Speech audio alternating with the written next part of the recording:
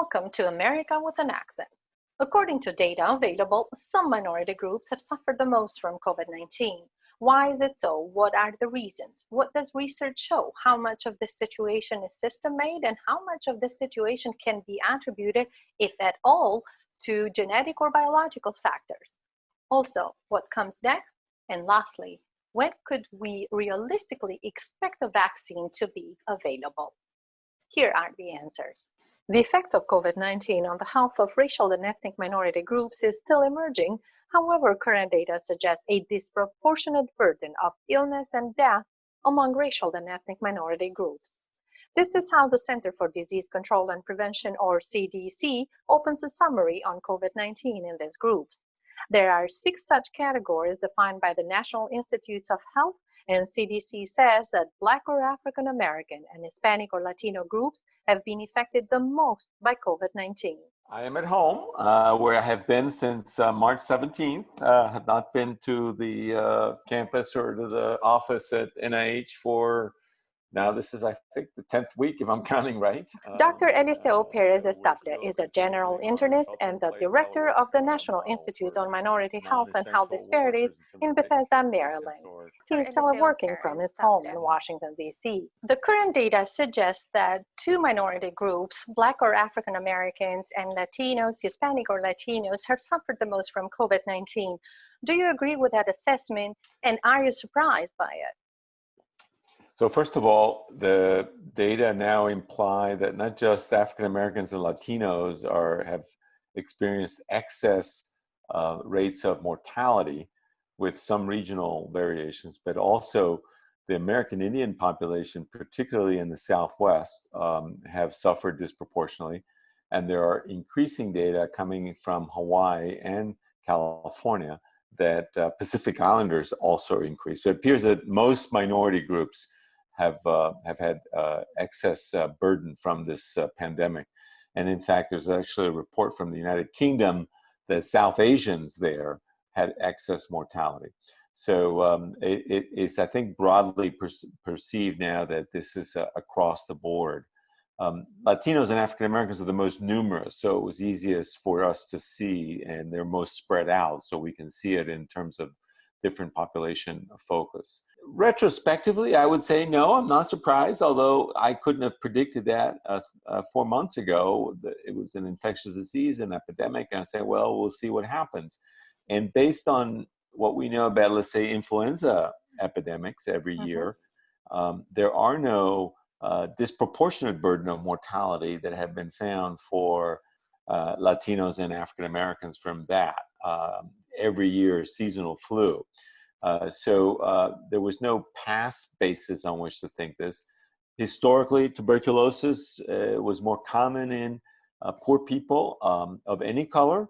And of course, minorities tend to have a higher proportion of poor people. So we would see more tuberculosis in certain populations, but those were usually explained by issues of crowding and more likely to have undiagnosed infectious individuals. In this case, the virus has a way of affecting the body, although it starts in the lungs, can affect multiple organ systems. That's become increasingly clear, from the brain to the heart to the kidneys to the gastrointestinal tract.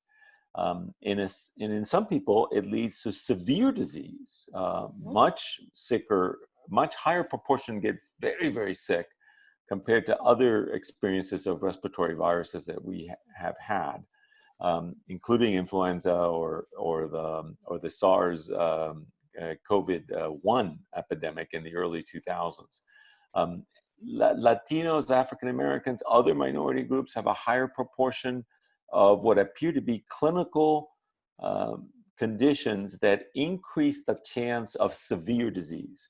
So it starts with heart disease, heart failure in particular. It goes on to obesity, and most importantly, probably diabetes. So that's a reason we see, one of the reasons we think we see excess mortality. Right? So this is what we hear referring to as underlying conditions. Is that correct? That is correct. And we're not talking about uncommon underlying conditions. Almost half of U.S. minority adults particularly, well, both men and women have obesity. Uh, Over 20% of Latinos and African Americans have diabetes, of adults over 40. We see diabetes in excess in all minority groups compared to whites. And there is a socioeconomic gradient as well. The second factor is higher likelihood of being infected. Of course, with more people get infected, the number who end up with severe disease goes up. So minorities and poor people tend to live in more crowded housing, in more dense neighborhoods, and they're just more likely to be exposed and more likely probability to be infected. As data has emerged on this from a couple of centers that have been reporting cases by race ethnicity, not just deaths, this has become evident as well. When you say when overcrowding, are you referring just to the living conditions, or are you implying the working conditions as well? Both, because particularly true among immigrant generations, often 2 or 3 families are sharing a household. Sometimes it's 2, 3 generations within a family, extended family.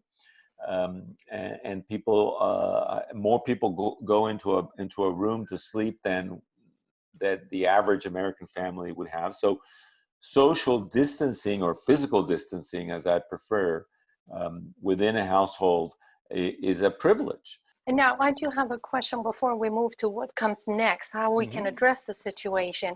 And I wanted to refer to what you just shared with us, the findings in the United Kingdom as well. Yes. How much of this situation was system-made, and how much of this situation can be attributed to genetic or biological factors? So I'll answer the latter part first. We have no evidence that any of this is genetic or biological.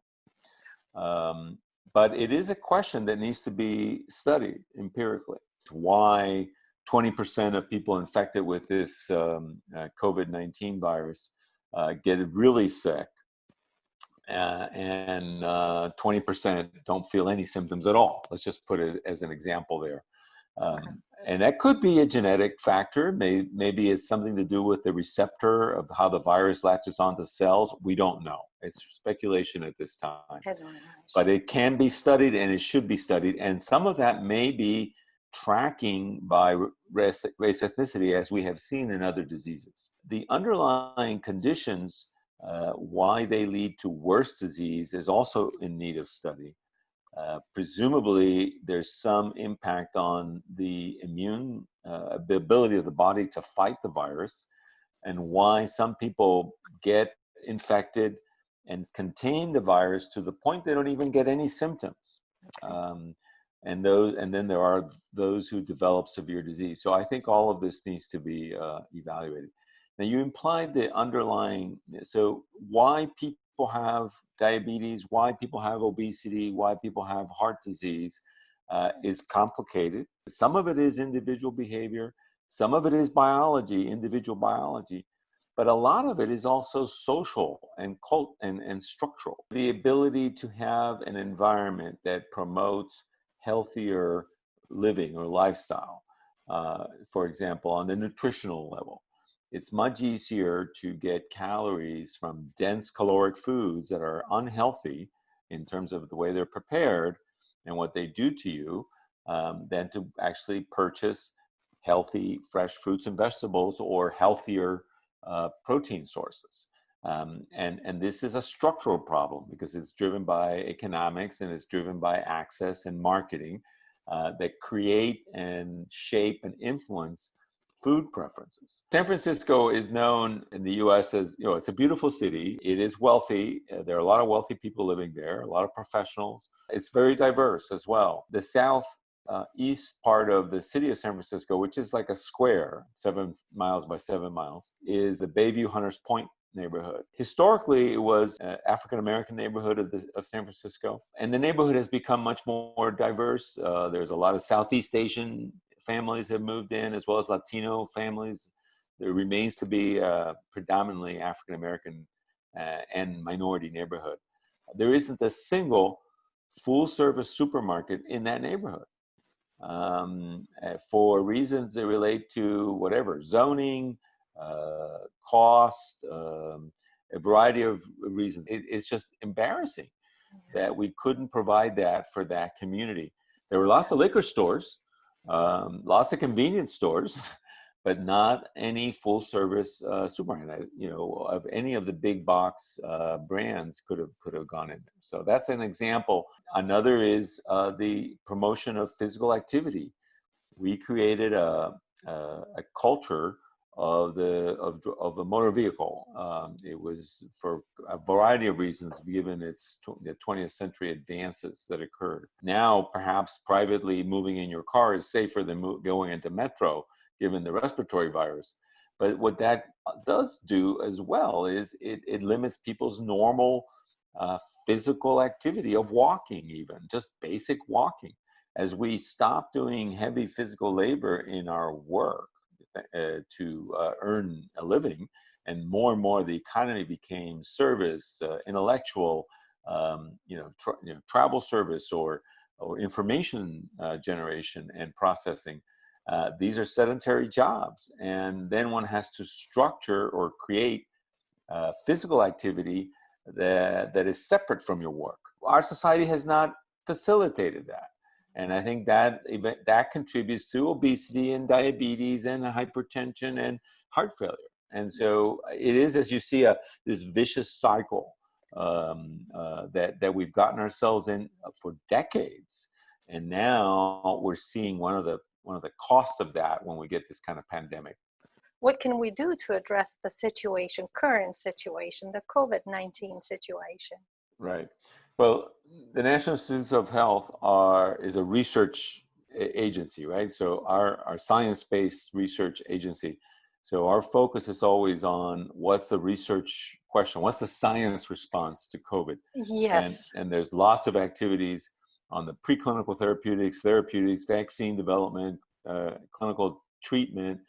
We expect the technology to continue to improve, and that point of care testing for viral nucleic acid, so the actual viral test, will continue to get better so that we can make sure that we use that strategically in containment of this pandemic. So we have the tests, make it available. We do have the point of care that NIH and engineering minds are working on producing. Correct. And at the same time, we have the effort to figure out a vaccine. Am I correct in summarizing all those three? That's true. And also people are looking at therapeutics.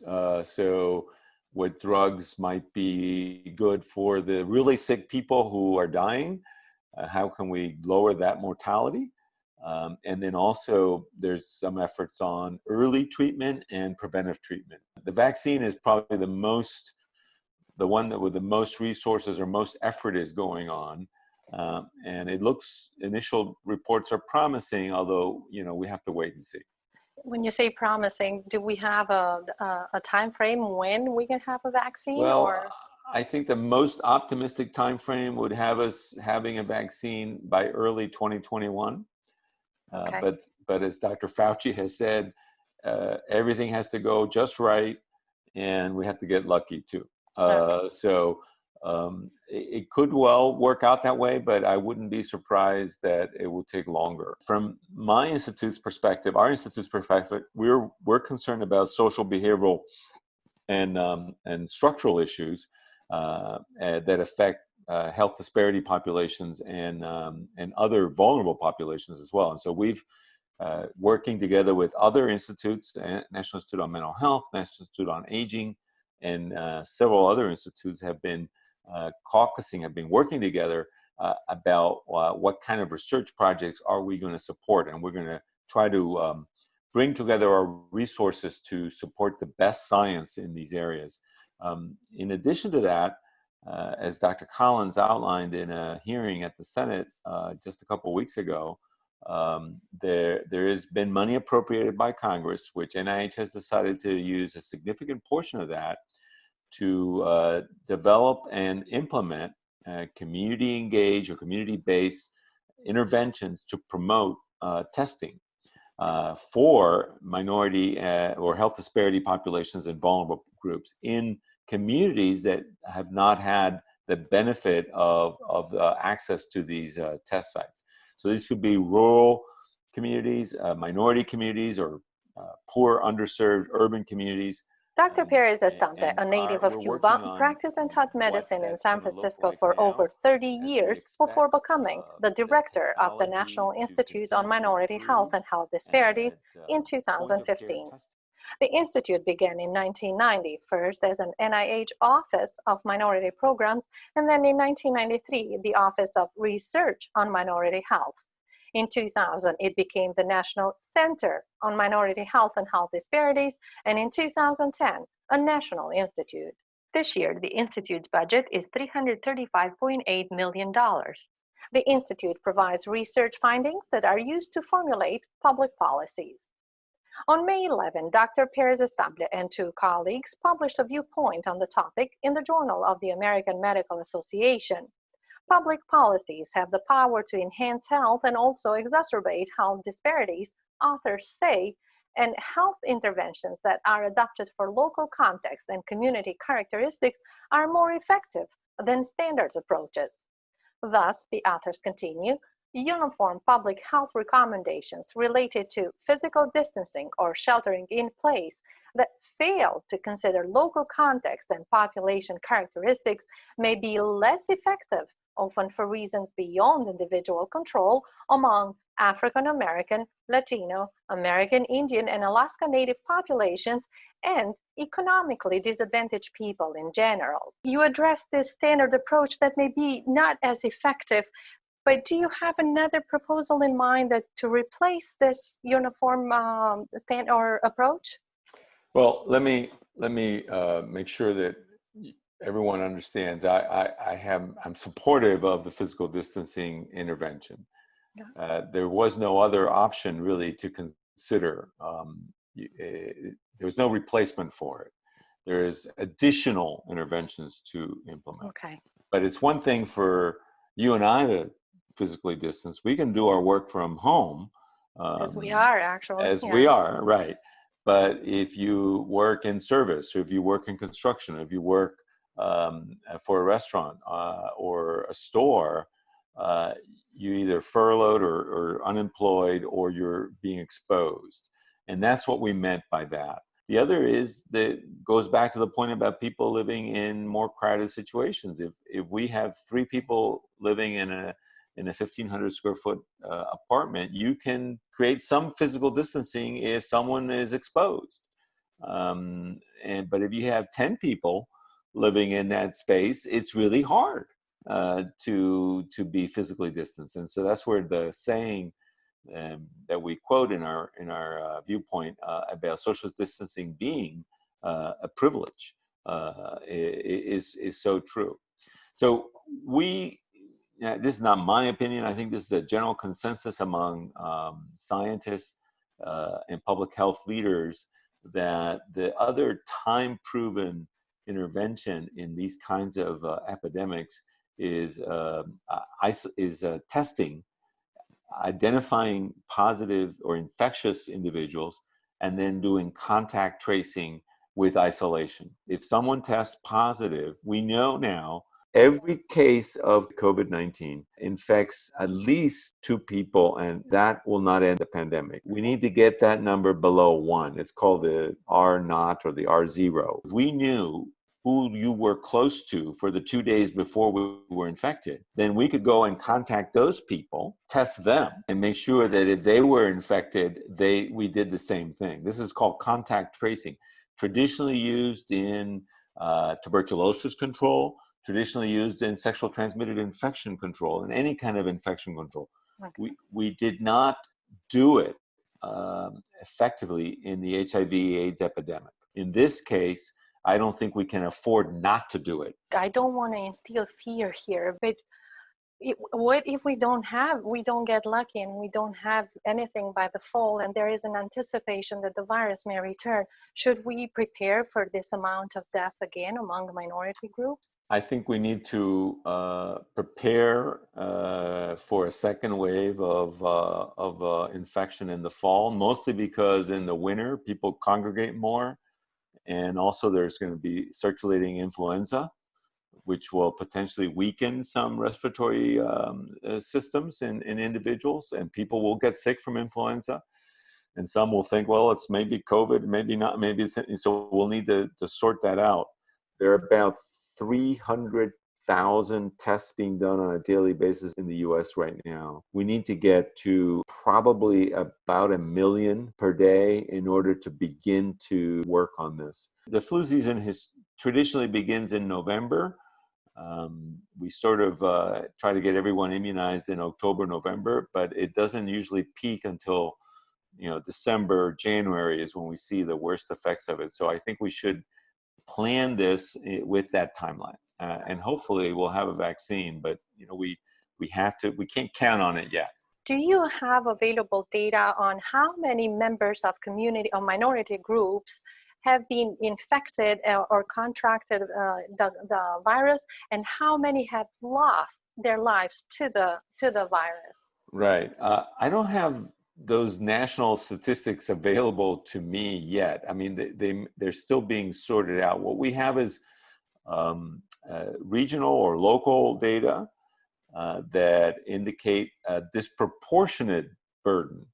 So it would I don't know exact numbers, and there's a lot of missing information on certainly from the early months, early weeks of the pandemic on race ethnicity. So yeah.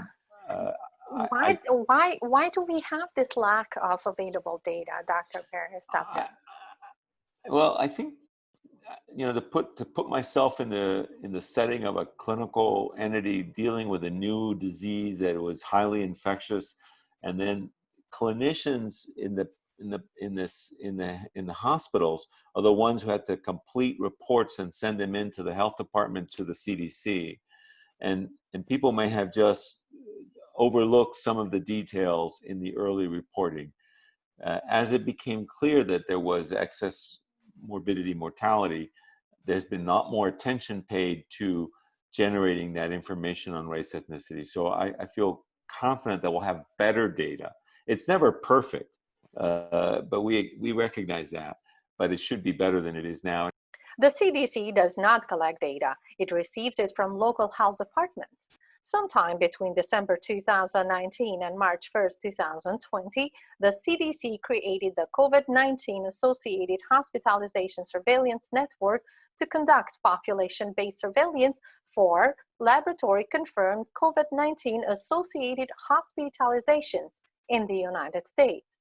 The first report by the network came out on April 8th, providing data for March 1st to March 30th, the first month of U.S. surveillance. The report included age, race, and ethnicity data from 580 patients in 99 counties of 14 states, distributed across all 10 Department of Health and Human Services regions. The catchment area represents approximately 10% of the U.S. population. The United States of America has 1.5 million confirmed cases, according to Johns Hopkins, by far the highest number of deaths in the world. Right. And then we have President Trump coming out and taking anti-malarial drug. And I'm confused from a citizen point of view. I'm confused. Why are we in this situation? Well, I wouldn't recommend that anyone take unproven therapies. I think the president or anyone can make that decision on their own in consultation with their physician, and they can assess the risks and benefits. People do this all the time, people take unproven therapies, over-the-counter, alternative therapies that are not considered drugs and therefore don't go through FDA processes to prove that they're effective or efficacious in treating something. I do think that we could have done better preparation for this. I think there's complex number of factors that influence what happened. I think some states have done a lot better job than others, and we can see, for example, both in the state of Ohio or the state of California or even New York after the surge, have really addressed this head on in a systematic way, in a more coordinated way. But there has not been, the United States is what it is, a very complex country with 50 different states, and it is not used to a uniform approach to these kinds of responses from a central government. It would have taken a big effort on the part of the federal government to do that. Well, thank you so much, Dr. Pérez-Stable, for your time. Thank you for having me.